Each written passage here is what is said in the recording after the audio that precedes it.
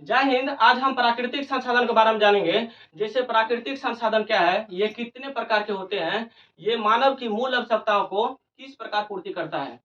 देखिए, एक होता है संसाधन और दूसरा होता है प्राकृतिक संसाधन। आइए सबसे पहले हम संसाधन के बारे में जानते हैं। देखिए, उपयोग में आने वाले सभी वस्तुएं संसाधन कहलाते हैं। जैसे मनुष्य, जानवर, गाड़ी, साइकिल, डॉट डॉट etc। कुछ इस प्रकार से इसका एग्जाम्पल है। दूसरा है प्राकृतिक संसाधन।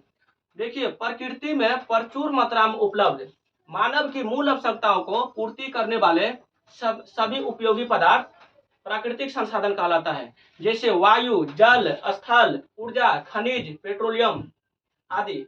ये टोटल प्राकृतिक संसाधन है जो मनुष्य की मूल आवश्यकताओं को पूर्ति करता है।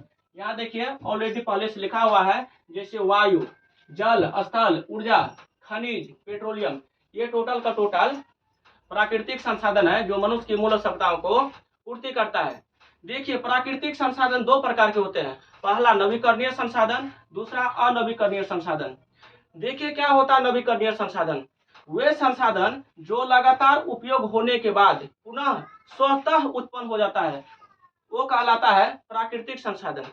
जैसे वायु, जल, वन और सौर ऊर्जा। यह ऑलरेडी सबको पता है, ये डेली बेसिस पर यूज करने वाले संसाधन है, लेकिन ये पूरा का पूरा खत्म नहीं होता है, ये पुनः उत्पन्न भी हो जाता है। देखिए, वायु, जल, सौर ऊर्जा, ये सौर ऊर्जा और वन, ये टोटल नवीकरणीय संसाधन है। एग्जाम में कुछ इस प्रकार से पूछ लिया जाता है, जैसे वायु कौन सा संसाधन है? आंसर होगा नवीकरणीय संसाधन। सौर ऊर्जा नवीकरणीय संसाधन, वन नवीकरणीय संसाधन। एक होता है अनवीकरणीय संसाधन। देखिए, वे संसाधन जो एक बार समाप्त हो जाने के बाद पुनः जल्दी उत्पन्न नहीं होता है, यानी जल्दी प्राप्त नहीं होता है, वे कहलाता है अनवीकरणीय संसाधन। जैसे कोयला और पेट्रोलियम। ऑलरेडी ये तो सबको पता है कि कोयला का निर्माण कैसे हुआ था।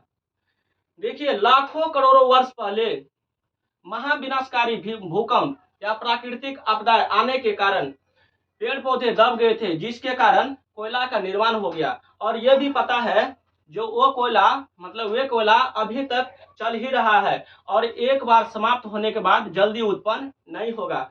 और चर्चा करें पेट्रोलियम का, तो पेट्रोलियम पृथ्वी के अंदर चट्टानों के बीच पाया जाता है और ये कच्चे यानी कच्चे मालों के रूप में पाया जाता है। इससे केरोसिन तेल, पेट्रोल, डीजल, इस प्रकार का कुछ ऑयल प्राप्त किया जाता है और ये समाप्त हो जाने के बाद पुनः जल्दी प्राप्त नहीं होगा। धन्यवाद।